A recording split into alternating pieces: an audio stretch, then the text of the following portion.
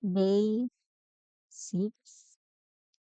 So dahil a bit late tayo sa ating Bible reading for the whole year. So babasahin natin. Today is January 9. So dapat day 9 na tayo. So ang babasahin natin ngayon ay Job 17 to 23 para makahabol tayo. Bago tayo mag-start, mag-pray muna tayo. Father God, salamat sa gabing ito. Salamat sa pangunguna mo. Salamat, Panginoon, sa buhay at kalikasan na meron kami. I pray na tulungan mo ako sa pagbasa ng mga salita that I may able to understand it. Let your Holy Spirit, Lord, guide me and give me knowledge and wisdom. In Jesus' name, Amen. Job 17. Gulong-gulo ang aking isipan. Bilang na ang aking mga araw. Hinihintay na ako ng libingan. Pinagmamasdan ko ang sa akin ay lumalait. Mga salita nila'y lubhang masasakit. O Diyos, ako'y tapat. Kaya sa akin magtiwala. Ikaw lang ang makakapagpapatunay sa aking mga salita. Isip nila'y sinarhan mo upang di makaunawa. Laban sa akin, huwag nawa silang magtagumpay. Siyang dahil sa salapi ay nagtataksil sa mga kaibigan, kanyang mga anak ang siyang mawawalan. Ako ngayoy pinag-uusapan ng buong bayan. Pinupuntahan pa upang maduraan lamang. Halos ako'y mabulag dahil sa kalungkutan. Kasing nipis ng anino ang buo kong katawan. Mga nagsasabing sila'y tapat sa akin ay nagulat ng mga walang sala sa aking nanunumbat. Ngunit ang mga matuwid ay lalong naniniwala at lalo pang nahikayat na sila nga ang tama. Subalit silang lahat humarap man sa akin, wala akong maituro na may talinong angkin. Tapos na ang mga araw ko, bigo ang aking mga plano. Sa aking pag-asa'y tuluyan ng naglaho. Sabi nila ang araw at gabi ay gabi na rin. Malapit na raw ang liwanag.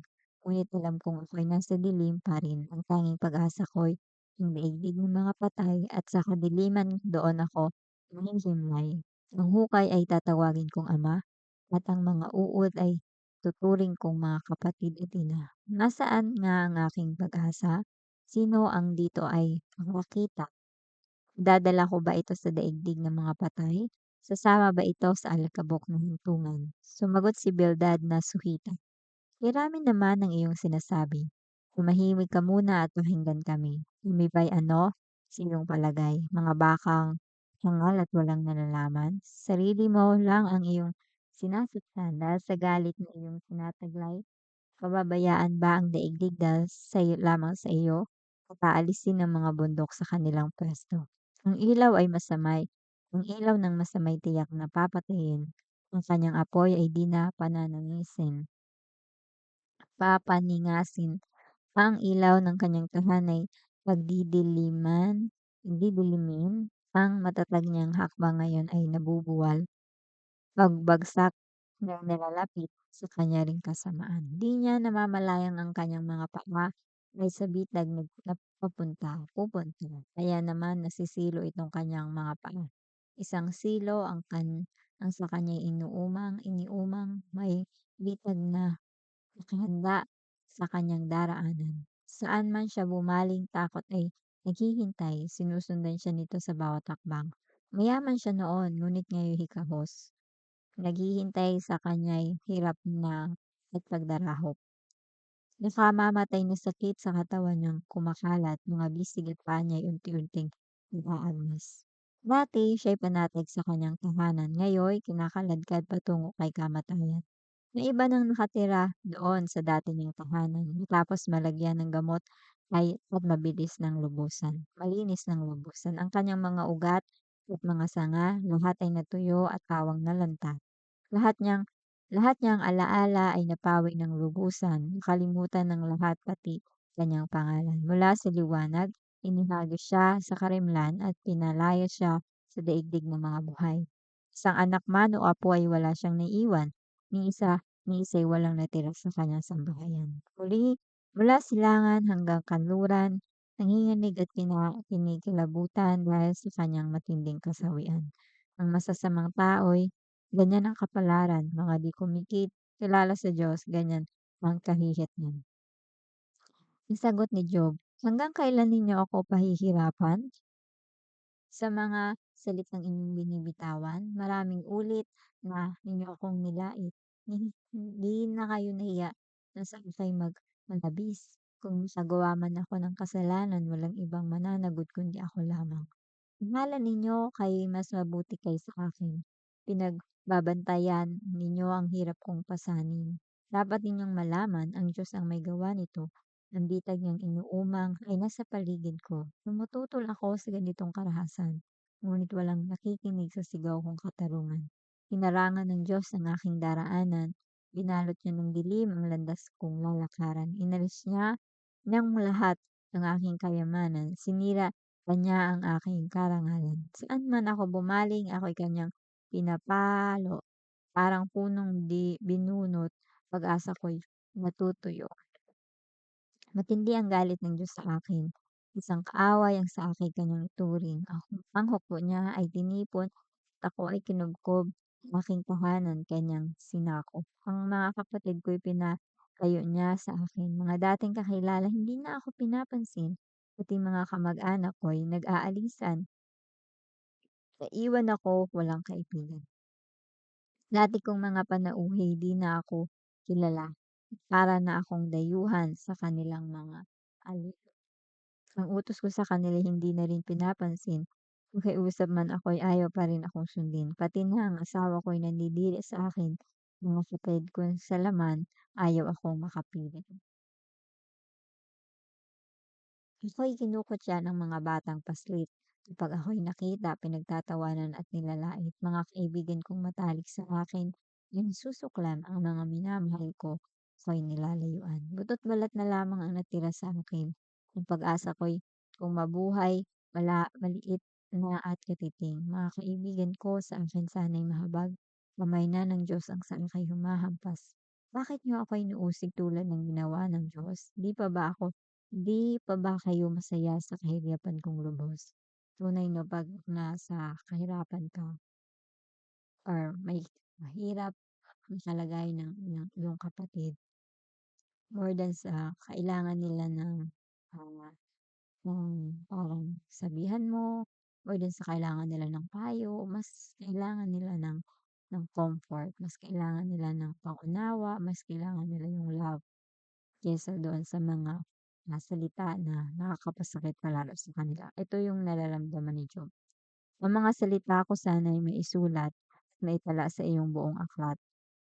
May ukit sa bato itong mga sinabi ko kung habang panaho'y mabasa ng mga tao.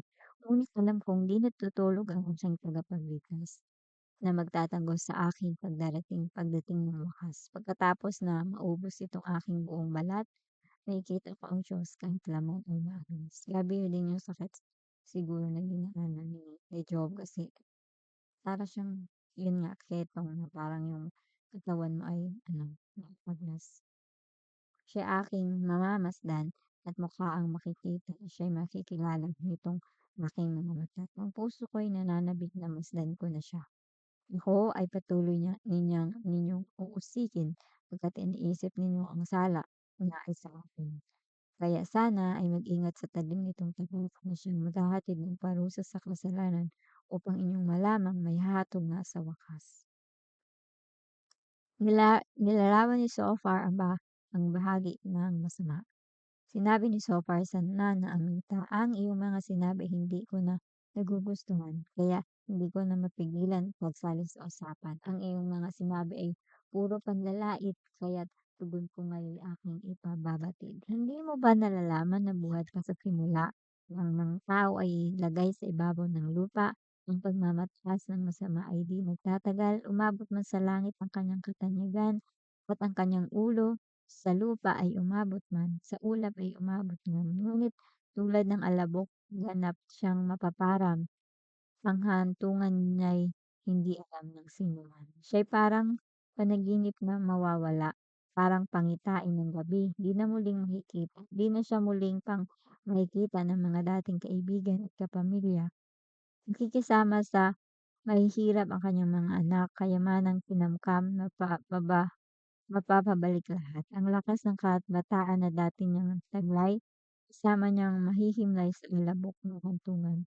Ang lasa ng kasamaan para sa kanya ay matamis, ninanamnam pa sa dila samantalang nasa bibig.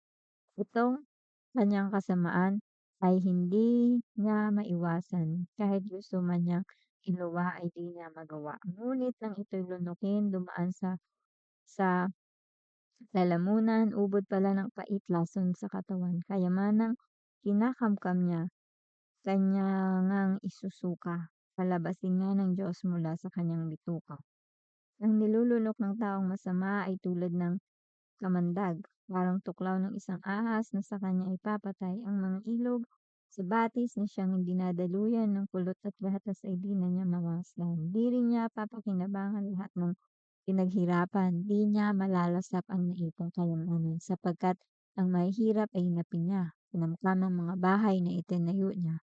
Kanyang kag kagandaman ay walang katapusan, walang nakaliligtas sa kanyang kasakiman. Kapag siya'y kumakain, wala siyang tinitira, ngunit ang kasaganaan niya ngayoy magwawakas na. Sa kanyang kasaganaan daranas ng kagipitan, siya'y daratnan ng patong na kahirapan. Kumain na siya't magpakabusog, matinding galit ng Diyos na sa kanya ibubuhos, makaligtas man siya sa tabak ng bakal, palasong tanso naman ang kanyang sa kanya'y magbubuwal. Kapag ito'y tinudlo ng abdo niya ay tutusok.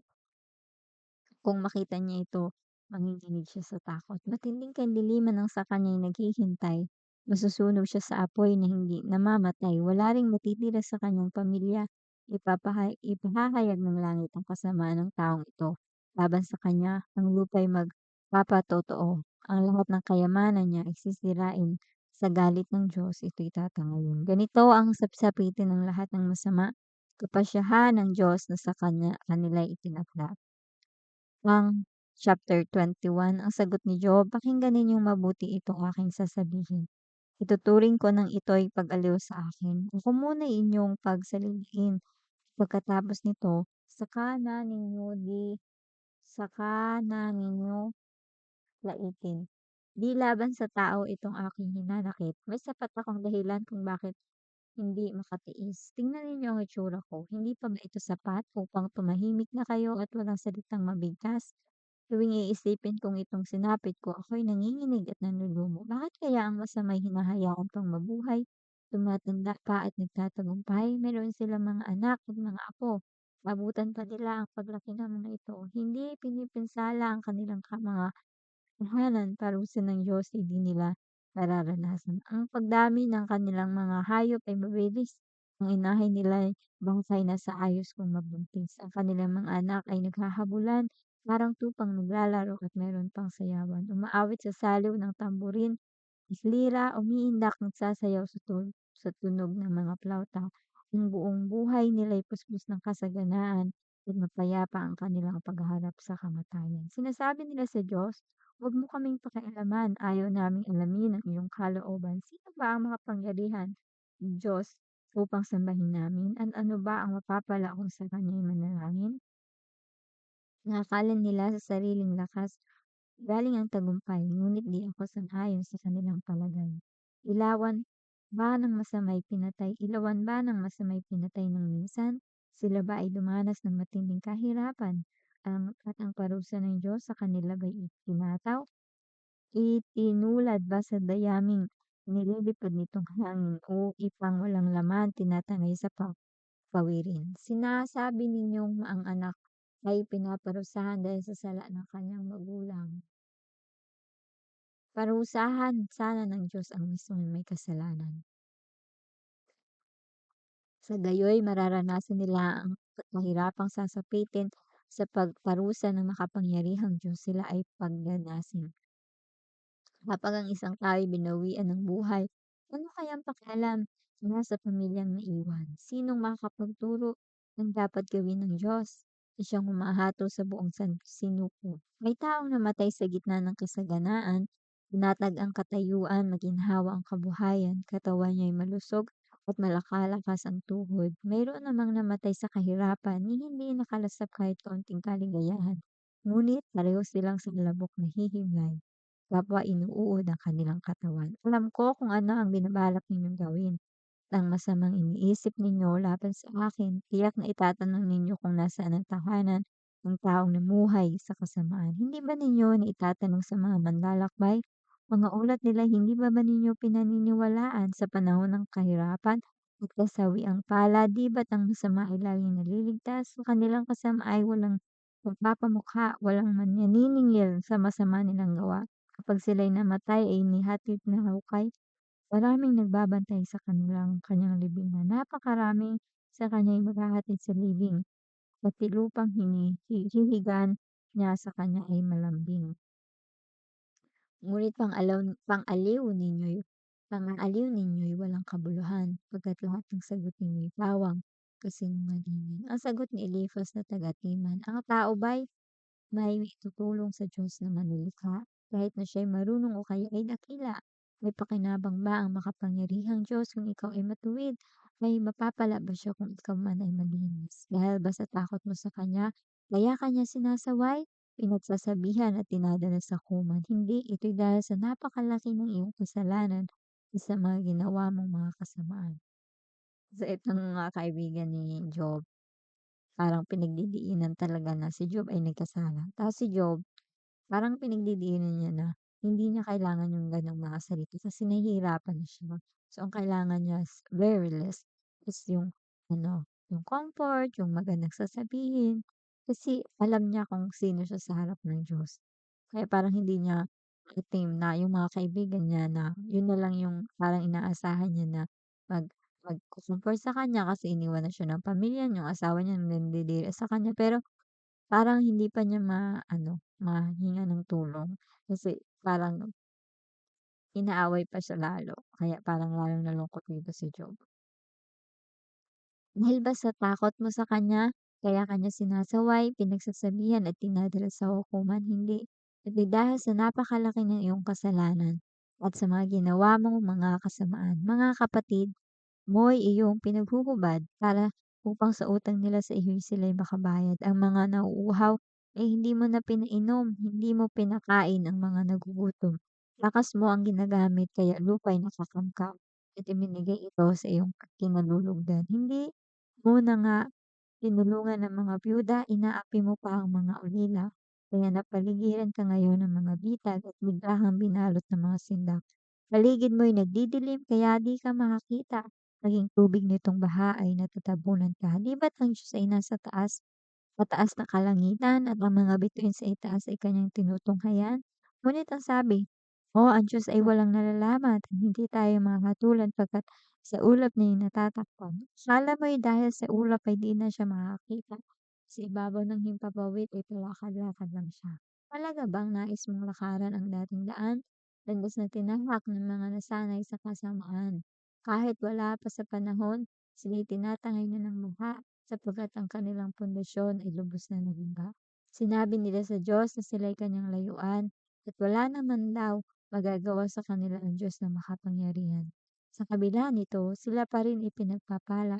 Hindi ko talaga maunawaan ang pag-iisip ng masama. Natutuwa ang matuwid, mabuti nagagalak kapag nakita nila ang masama'y napapahamak. Sabi nila ang mga kaaway natin nalugmok at ang mga ari-arian nila ay natupok.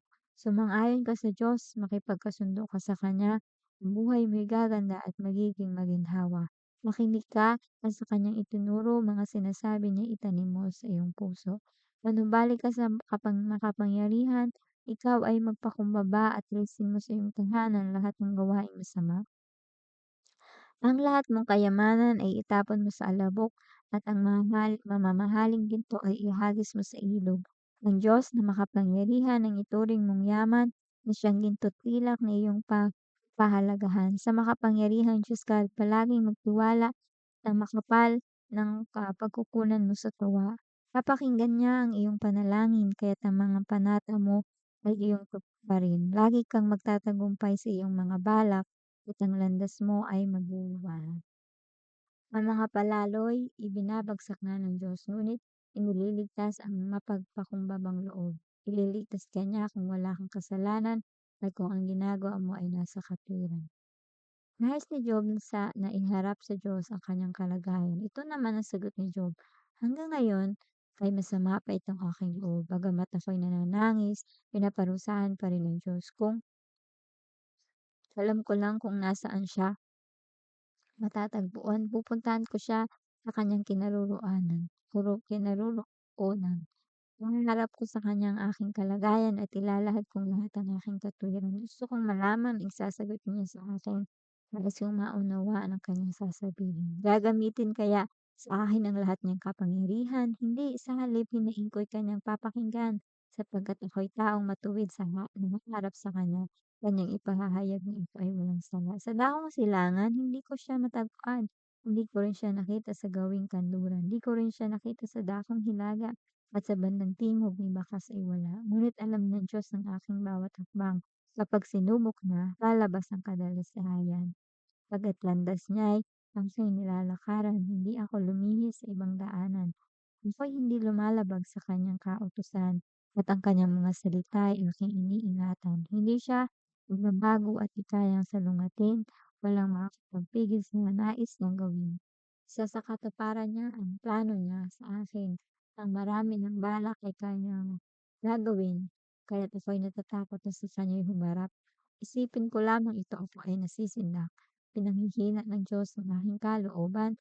Tinatakot ako ng makapangyarihan sapagkat kadiliman ang nasa aking palibot. Piling ko'y taglay sa mukha ko ay lumalo. So dito nagtatapos ang ating Bible reading. And bago tayo tapos ay mag-pray muna tayo. Father God, salamat sa iyong mga salita. Salamat po sa buhay ni Job. At naisulat ito, Panginoon, upang maging gabay namin, Panginoon. Tunay nga po, Panginoon, na sa mga panahon kami ay nahihirapan, hindi ka nagsusumbat, Lord. Naunawaan mo ang laman ng aming puso kagaya ni Job at nakikita mo ang paghihirap namin, Panginoon. Ngunit ikaw lamang nakakaalam ng lahat ng bagay.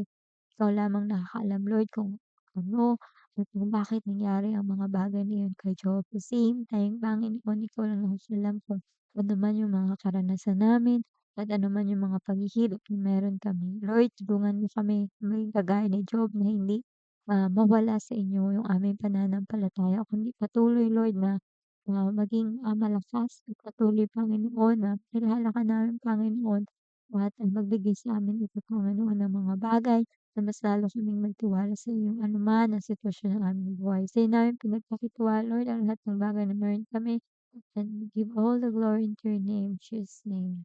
Amen.